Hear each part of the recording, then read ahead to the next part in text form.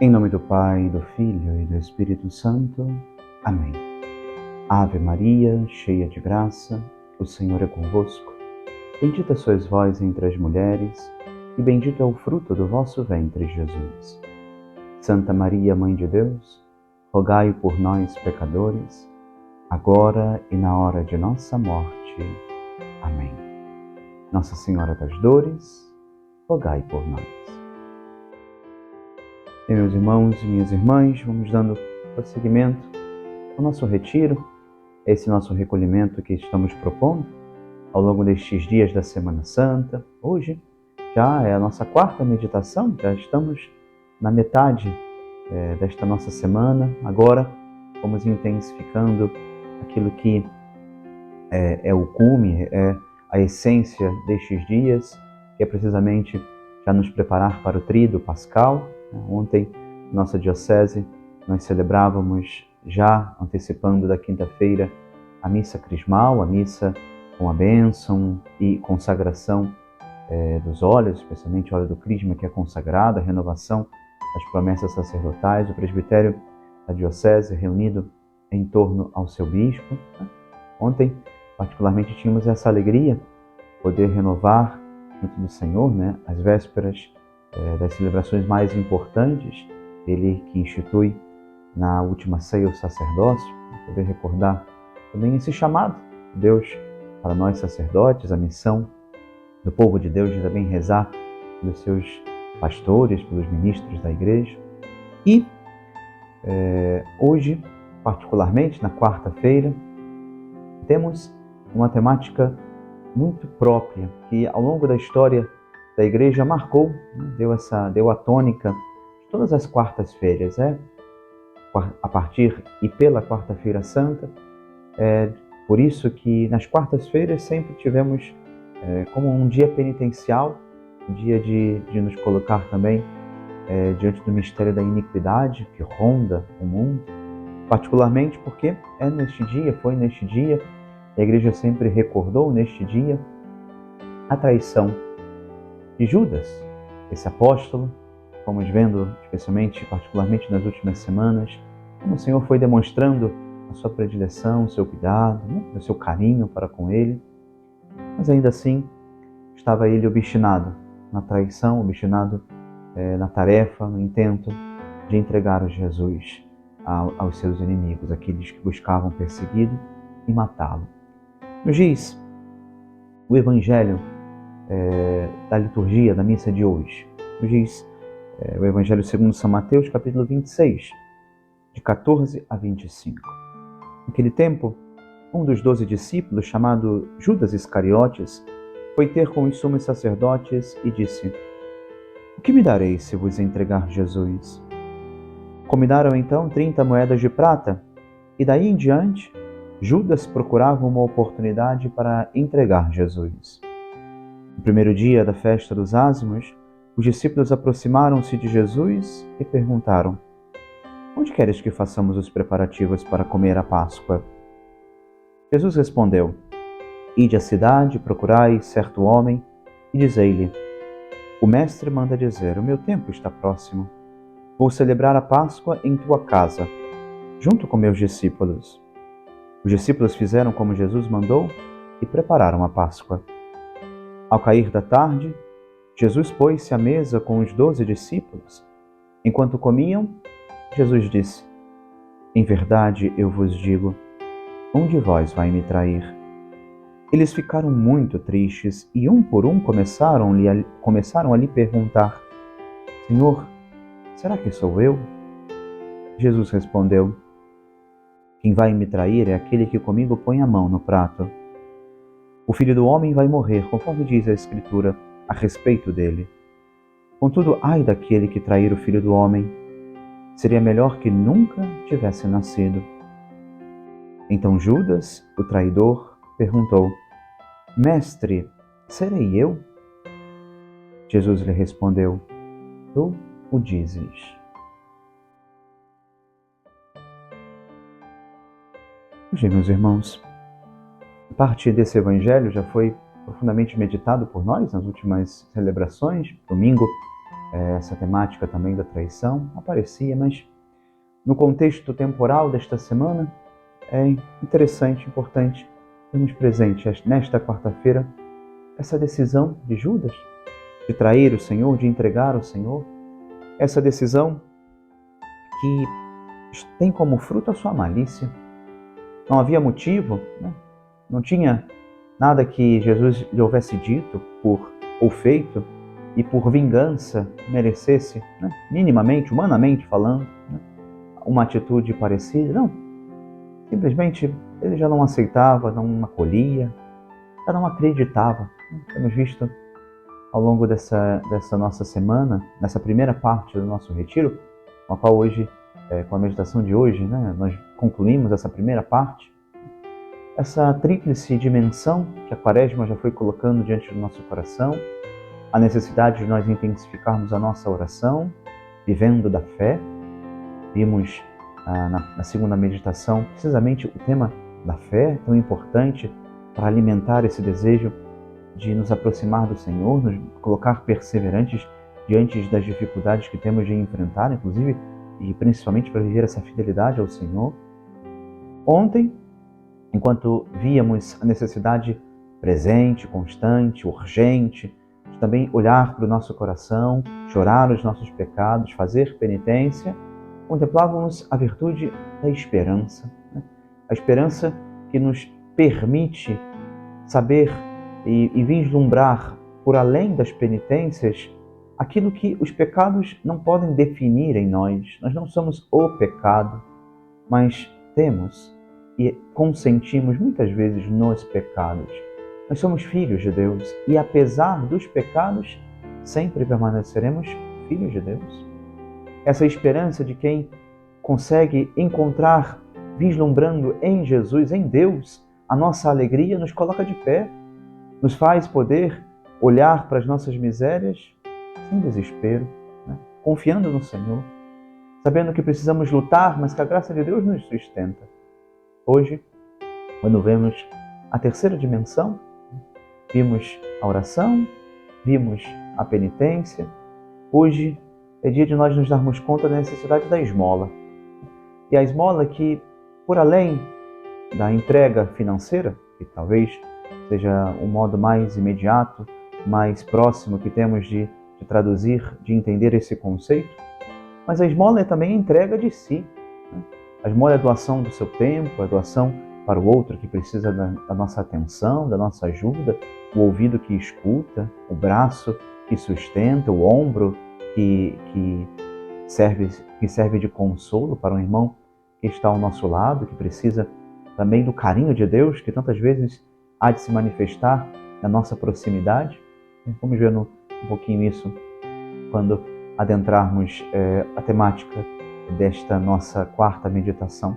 Sobre o Evangelho, penso vai ler um comentário, como temos feito a cada meditação, né? Além de ler o Evangelho da liturgia, propor um breve comentário, e penso que esse igualmente no dia de hoje há de nos ajudar a rezar, iniciando a nossa meditação. Sobre o Evangelho, o sacrifício de Cristo supunha um traidor. Estava previsto pelas Escrituras. Estas, porém, não determinaram a traição, mas a anunciaram justamente porque iria acontecer. Não é que Judas traiu porque estava previsto, mas estava previsto porque Judas trairia. E se tudo foi pré-ordenado por Deus, que amou o mundo até dar seu Filho para salvá-lo, não por isso é sem culpa o homem que voluntariamente se fez traidor. Que tem Judas, senão o pecado? Diz Santo Agostinho. Ao entregar Cristo aos judeus, certamente não pensou em nossa salvação, pela qual se entregou Cristo em mãos dos inimigos. Só pensou Judas no dinheiro que lucraria e encontrou a ruína de sua alma. O ato infame serviu nos planos de Deus para levar Cristo à sua paixão. Judas entregou Cristo e Cristo se entregou por si mesmo. Judas para consumar o horrível comércio e Cristo, nossa redenção. A paixão de Cristo, mesmo nesta concorrência de causas divinas e humanas, é inefável mistério. Mas vale contemplá-lo na oração que considerá-lo segundo a lógica humana. E cada um sirva de admoestação, porque em cada homem pode ocultar-se um traidor. Mas o perdão concedido a Pedro e ao bom ladrão está a testemunhar que no coração dilacerado de Cristo há infinito amor, capaz de destruir qualquer pecado confessado e chorado. Pois bem, meus irmãos, em Judas está presente essa obstinação em fazer o mal. O pecado que entra na sua alma, o pecado que entra na nossa alma, o pecado mortal, é mortal porque nos leva à morte, né? Pode parecer redundância, mas às vezes nós nos esquecemos e deixamos de analisar precisamente aquilo que é mais óbvio, né? Por que o pecado é mortal? Porque não só está ali debilitando um pouquinho as nossas atividades, é porque está rompendo a amizade nossa com Deus. O pecado é mortal porque nos pode levar à morte eterna. É mortal porque rompe essa caridade que é a infusão da graça de Deus na nossa alma, na nossa vida. É mortal porque deixamos de ser amigos de Deus quando consentimos nestes pecados. Nós vamos vendo, né, nos ensinamentos da Igreja, que mesmo os pecados veniais, que temos que afastar da nossa alma, esses pecados veniais, pecados mais leves, embora não rompam essa amizade, eles debilitam o canal da graça, debilitam a graça de Deus que Ele deseja derramar na nossa vida. Já os mortais rompem essa caridade. Essa caridade que hoje nós queremos tratar, né? Brevemente, no tempo que nos cabe, que podemos fazer essa oração, contemplando a cruz do Senhor, né? Vamos olhando para as chagas de Jesus, olhando para quanto amor Ele quis derramar sobre o mundo, sobre os nossos corações.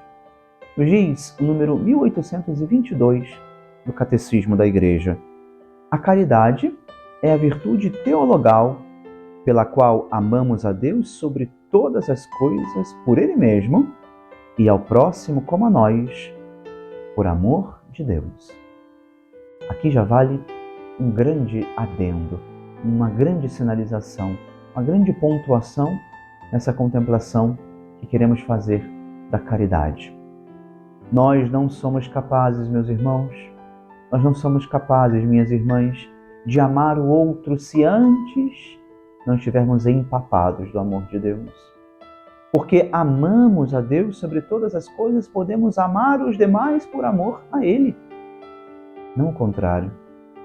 Muitas vezes, até mesmo as nossas atitudes, nas nossas mais boas vontades, nos nossos melhores desejos de fazer o bem, vamos desordenando um pouquinho aquilo que deveria estar muito certo e seguro no nosso coração. Que nós não conseguimos chegar ao outro, não conseguimos levar o bem ao outro se antes não estivermos buscando levar a Deus. É claro, e vamos ver isso um pouquinho mais para frente, é claro que existem urgências, né? Junto de um irmão nosso necessitado, de alguém que padece a carência de bens extremamente necessários e urgentes na sua vida, nós temos que buscar também suprir aquela necessidade pontual, mas junto com aquilo, precisamos levar aquilo que temos de mais importante e precioso, que é a alegria de estar com Deus, que é a alegria de ser filho de Deus e de sentir-se profundamente amado.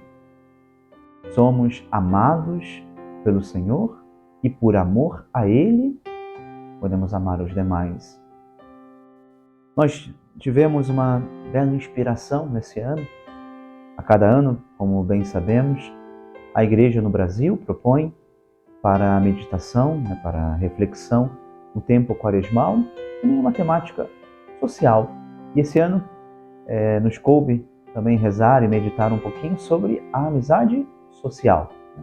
Junto com a nossa campanha da fraternidade, vamos tendo diante dos olhos esse aspecto, esse tema, que nos ajuda também a poder fazer recordação, fazer memória, exame de consciência, de como temos vivido também a nossa relação com Cristo através dessa dimensão da nossa vida humana, né? Viver diante das circunstâncias e das necessidades do nosso tempo supõe também estar atentos a como vivemos o testemunho da fé em âmbitos, especialmente como esse, da amizade social. O amor social se traduz em atos de caridade que criam instituições mais sólidas e estruturas mais solidárias. A amizade social, que foi tema da nossa campanha da fraternidade, esteve presente nos Santos Padres desde os primeiros séculos, desde o início da Igreja, dos primeiros escritores do cristianismo, pelo seguimento a Jesus e também por amor à Igreja. O Catecismo continua falando-nos sobre caridade, fazendo-nos recordar especificamente que esse tema, a caridade, essa virtude que permanece, São Paulo nos diz que hoje temos a fé, a esperança e a caridade. Mas a caridade, ela há de permanecer, né? Quando estivermos com Deus, é a caridade, porque Deus é amor. É a caridade que permanece, é a caridade que ilumina, é a caridade que preenche o nosso coração, enquanto as demais virtudes hão de passar, né? Quando esse tempo presente já não mais se realizar como o conhecemos, a caridade, que é essa união com Deus, esse amor do Senhor, ela permanece. E nas palavras de Jesus, nos seus ensinamentos, nos seus discursos, que nós vamos percebendo esse mandamento novo. Nos diz o capítulo 13 do Evangelho de São João, que vamos ler particularmente amanhã. No início do capítulo 13, quando quando São João começa a narrar os acontecimentos daquela Páscoa derradeira, ele vai dizer, né? Tendo amado os seus que estavam no mundo, amou-os até o fim. É essa caridade de Deus para conosco, é esse amor derramado sobre os nossos corações que nos amou até ao extremo. Por isso, não é clichê, não é demasiado recordar aquilo que muitas vezes já ouvimos, que Deus nos amou ao extremo da cruz, de que a cruz é o sinal visível desse amor de Deus por nós. E olhamos também para os crucifixos que temos diante dos olhos nesse período. Aqui, na nossa meditação, precisamente, temos um crucifixo bem diante dos nossos olhos. Poder olhar para o Senhor e ver com quanto amor o Senhor quis doar-se por nós, doar-se pela nossa salvação, doar-se pela nossa redenção. E Ele nos dá esse mandamento novo, esse permanecei no meu amor. Se guardardes os meus mandamentos, permanecereis no meu amor. Amar ao próximo, amar aos demais, como, a modo, de tal forma, a exemplo, assim como Jesus nos amou. Pode nos parecer um reto, uma tarefa muito alta, um desafio muito exigente. De fato é.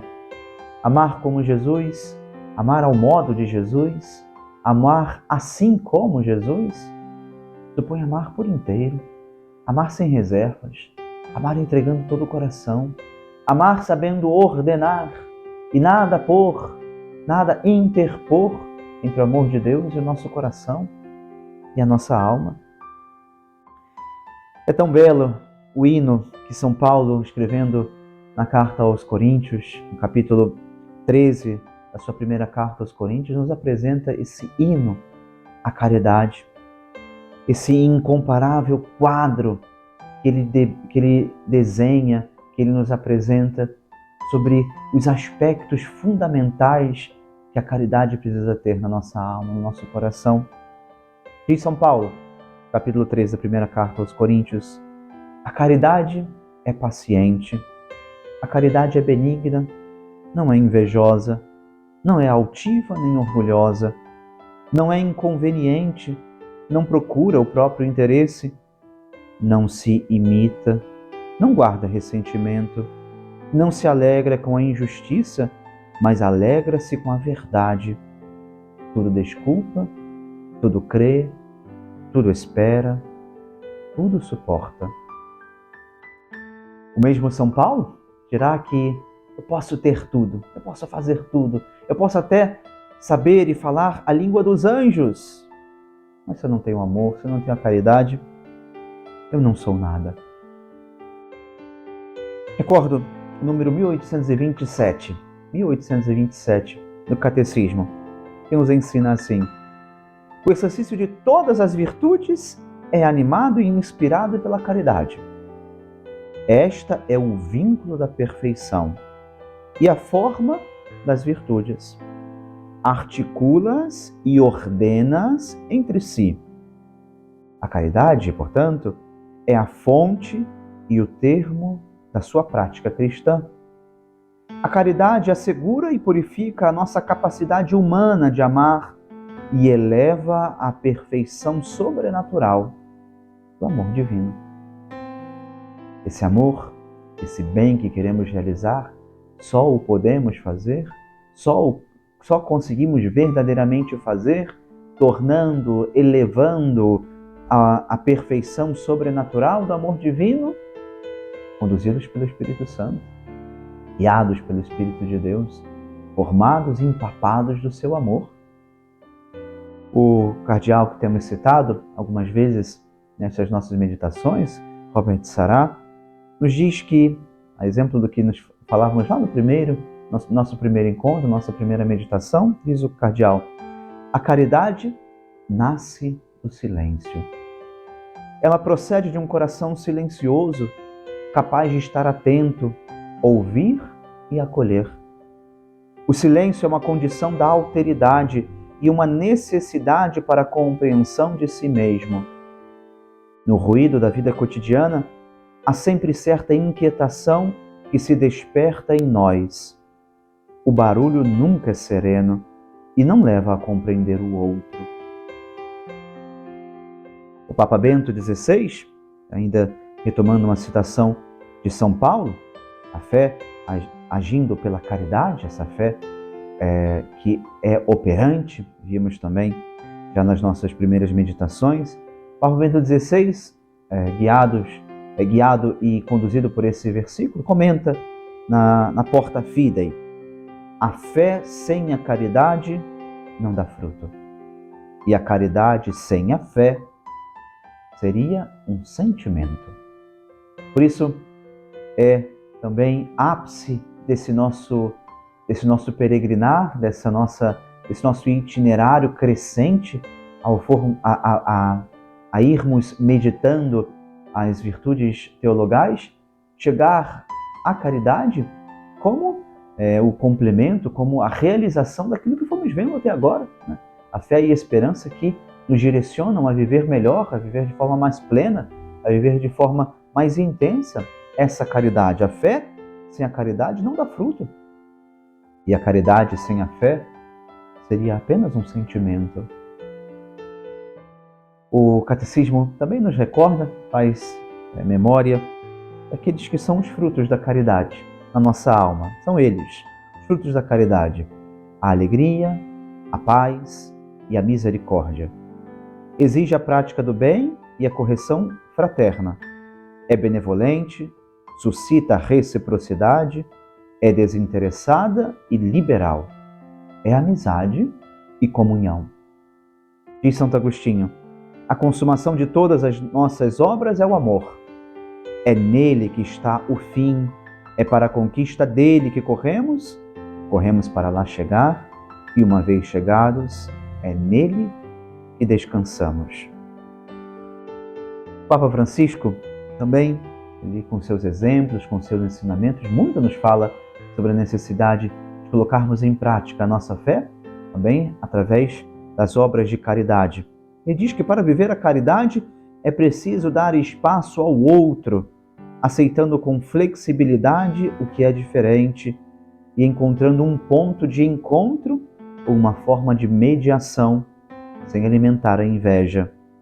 Diz o Papa, o amor, vivendo na caridade, no amor de Deus, não, aquele que o faz não se vangloria nem se ensoberbece, porque tem o senso de proporção e não sente prazer em se colocar acima do próximo, mas se aproxima do outro com respeito e bondade, com gentileza e ternura, levando em conta suas fragilidades. Ele cultiva a humildade em si mesmo, porque para poder compreender, desculpar e servir os outros de coração, é indispensável curar o orgulho. Ele não busca o próprio interesse, mas se compromete em promover o bem do outro e apoiá-lo em seus esforços para alcançá-lo. Não leva em conta o mal recebido, nem propaga por meio de fofocas o que foi cometido por outros, mas com discrição e no silêncio, confia tudo a Deus, sem dar margem a julgamentos. Assim, meus irmãos, nós podemos ver também aquele exemplo com o qual distinguirão aqueles que são de Cristo, aqueles que vivem no Senhor. Vejam como se amam. Vejam como a caridade está operante na vida desta comunidade. Ali está Deus atuando, ali está Deus também continuando derramando o seu amor, continuando a derramar, a demonstrar, a fazer eco no nosso coração e na nossa alma, desse amor que se desdobra também na caridade e nos atos que fazemos por amor a Ele, cuidando dos demais. Vejam como eles se amam.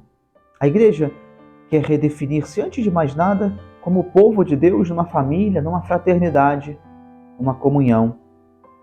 É isso que revela ao mundo a caridade de Deus. Chesterton, esse autor que também temos citado nestes nossos dias, ele diz que nada será feito até que percebamos que a caridade não consiste em dar recompensas aos que merecem, mas felicidade aos infelizes. Quanto nos tem a dizer essa verdade, meus irmãos? Aquilo que comentava já no início da nossa meditação, que nós temos e precisamos, claro, sem dúvida, estar ao lado daqueles irmãos nossos que sofrem, mas junto com uma necessidade material que cumprimos, que ajudamos, que podemos aportar pontualmente em algum momento na nossa vida, junto, tem que estar acompanhado esse desejo profundo de não dar apenas ao outro aquilo que passa, mas dar àqueles infelizes uma felicidade que nós podemos provar junto de Deus. Isso passa, sem dúvida, por uma atenção próxima, um coração que está ao lado daquele que precisa da nossa ajuda, da nossa companhia, da nossa amizade social. Essa esmola, que é doar muito mais do que o nosso dinheiro, como se estivéssemos ali cumprindo, pagando os impostos. Vamos à banca de impostos, pagamos, damos ali o dinheiro. Bom, agora cumpri o meu dever, ano que vem, na próxima quaresma, eu vejo de novo o que é esmola. Não. Não é isso que o Senhor espera de nós, hein?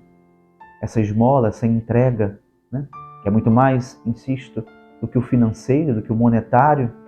Essa preocupação, essa atenção ao irmão que necessita, ao irmão que está precisando, na sua infelicidade, de encontrar também o amor de Deus na sua vida, na sua alma, que transforma, que coloca de pé, que dá força, que dá estímulo, que não nos deixa desanimar. Precisamos ir terminando. Mas menciono e cito apenas um pequeno trecho, a quinta estrofe do hino da campanha da fraternidade desse ano, esse ano 2024. Sempre a campanha da fraternidade nos traz algumas canções, algumas músicas que podem ser cantadas nesse período. E penso que, para concluir esse quinto ponto, esta quinta estrofe, nos ajuda também a poder rezar um pouquinho, tendo diante dos olhos essa amizade social que nasce precisamente da nossa amizade, do nosso amor provado em Deus. Diz esta quinta estrofe: alarga o espaço da tenda e promove a amizade social. Vence as sombras do mundo fechado, construindo igreja sinodal. Convertidos, renovados, veremos novo céu, nova terra, afinal. É por isso que Jesus também nos diz, meus irmãos? Assim como o Pai me amou, também eu vos amei. Permanecei no meu amor. E ainda, é este o meu mandamento, que vos ameis uns aos outros, como eu vos amei. Peçamos especialmente a Nossa Senhora das Dores. Temos invocado nesta semana a imagem que nós recebemos. Já ontem começou a visitar algumas das nossas comunidades, na nossa área pastoral. Estará conosco, com a graça de Deus, também na próxima sexta-feira, com as celebrações solenes da nossa Sexta-feira Santa. Peçamos a Nossa Senhora das Dores, esse coração que é mesmo ferido com as dores que temos de presenciar e vivenciar na nossa vida, não nos falte nunca esse amor que sabe aguardar e esperar tudo em Deus. Amor com o qual nós empapamos a nossa alma, amor que nos coloca em missão como discípulos e missionários do Senhor, a levar essa felicidade que só encontramos junto de Jesus. A felicidade, a alegria que Ele nos alcança na sua cruz, com a redenção, com seu amor derramado sobre o mundo. Ave Maria, cheia de graça, o Senhor é convosco. Bendita sois vós entre as mulheres, e bendito é o fruto do vosso ventre, Jesus. Santa Maria, Mãe de Deus, rogai por nós, pecadores, agora e na hora de nossa morte. Amém. Em nome do Pai, e do Filho, e do Espírito Santo. Amém. Vale uma breve recordação de que a partir de amanhã as nossas meditações já não serão às 9 horas da noite. Estamos rezando no início desse nosso retiro, neste horário, para que ficasse mais fácil também a participação de todos aqueles que nos acompanham, seja da nossa área pastoral ou de outros lugares, de outras paróquias. Mas, a partir de amanhã, a partir de Quinta-feira Santa, traremos para o início do dia, amanhã meio-dia, sexta e sábado às 6 da manhã, para que tenhamos bem diante dos nossos olhos o panorama das celebrações do mistério que estaremos celebrando naquele dia. Portanto, a partir de amanhã, as nossas meditações no início do dia. Aos que quiserem, temos a programação também na descrição desta nossa meditação.